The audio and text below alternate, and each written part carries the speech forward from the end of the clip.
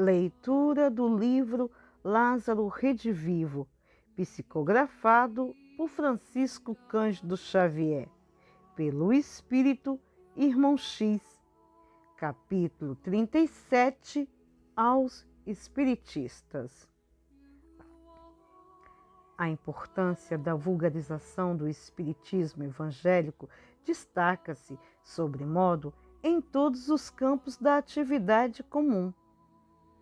Não obstante o avanço científico dos tempos modernos, os cemitérios diariamente recebem vastíssimas contribuições e na retaguarda dos sepulcros enfileiram-se os lares vazios e os berços abandonados.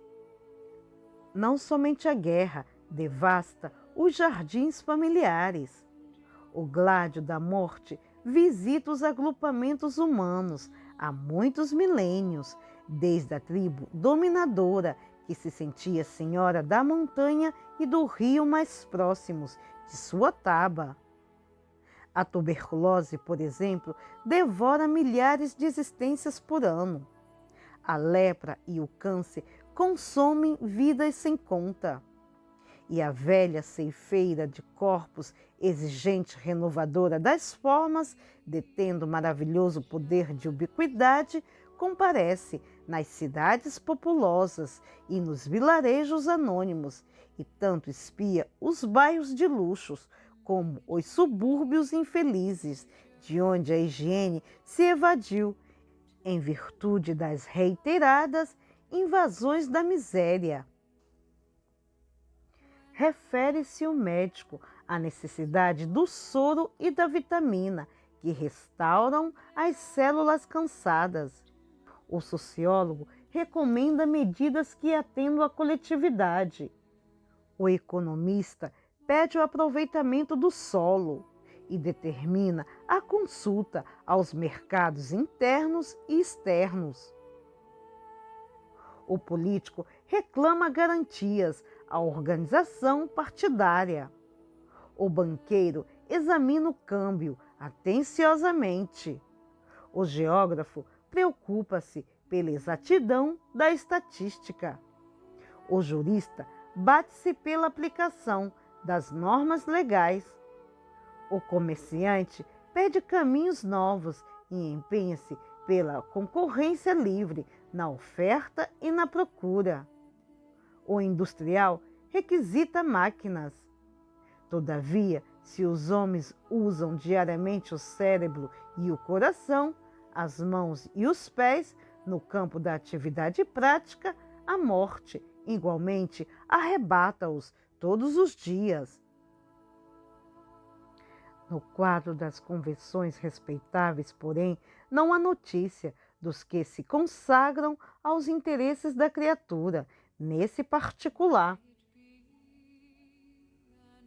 Os especialistas em assunto da espiritualidade a rigor seriam os sacerdotes, mas esses, incorporados às grandes plataformas ritualísticas e econômicas, enviam alguns amigos para o céu da ociosidade e mandam 99% dos defuntos para o inferno dos padecimentos sem fim.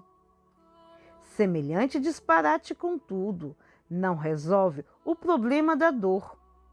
Os hospitais continuam cheios de enfermos de diagnóstico difícil, portadores de nervos relaxados pelo sofrimento. Os templos prosseguem repletos de olhares ansiosos que interrogam com desespero e ultrapassa a lotação dos manicômios em vista do acréscimo de doentes mentais que perderam o último raio de esperança. Todos os dias, mães aflitas e noivas angustiadas procuram os cientistas, indagando sobre os que partiram a caminho do mistério. Contudo, respondem invariavelmente com um clássico: nada além.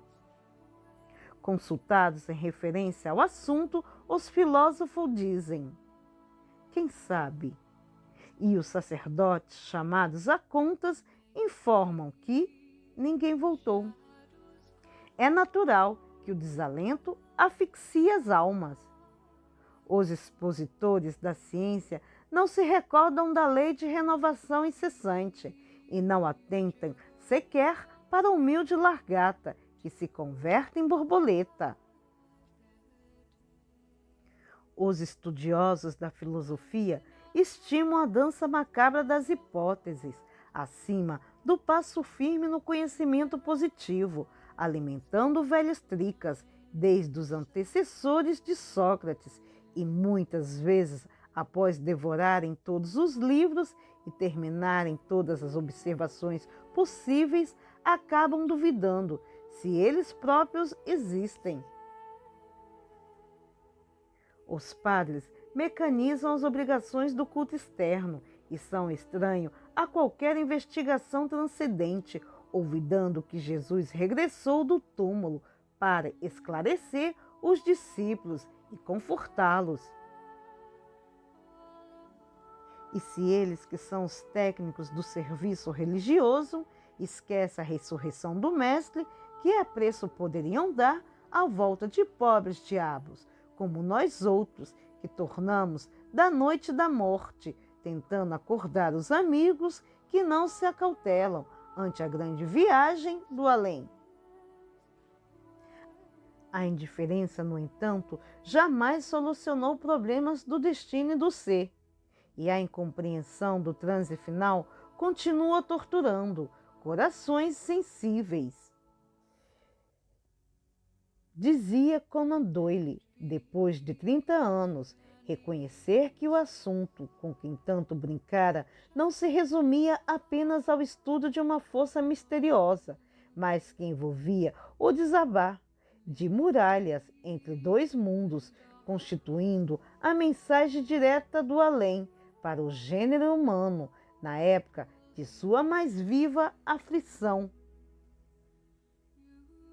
Nota: Conan Doyle, Arthur Conan Doyle, 1859 a 1930, romancista inglês, criador do detetive Sherlock Holmes, herói dos seus romances policiais. Os acontecimentos da Primeira Guerra Mundial provocaram-lhe reações que o levaram a abraçar o espiritismo. Entretanto, os homens de coragem moral idêntica à do grande escritor inglês são ainda raros. Muito difícil não encontrar alguém que não possua experiência individual na esfera da imortalidade da alma. Todavia, quase todos os chamados a testemunho cedem ao demônio do medo. Não querem perder os louros e considerações do dia que passa. É por isso que o esforço dos espiritistas sinceros é profundamente respeitável e sagrado. Felizmente para eles, não possuem altares exteriores, nem garantias materiais. Vencendo dificuldades e tropeço, sombraceiros à ironia do materialismo cômodo de nossa época, seguem desassombrados como servidores espaços de uma vanguarda heróica que a vulgaridade não vê e nem compreendem. Chegam de todas as regiões, surgem de todos os campos sociais, atuam nas línguas mais diversas e levantam devagarinho o movimento da vida eterna, vencendo o derradeiro inimigo da humanidade.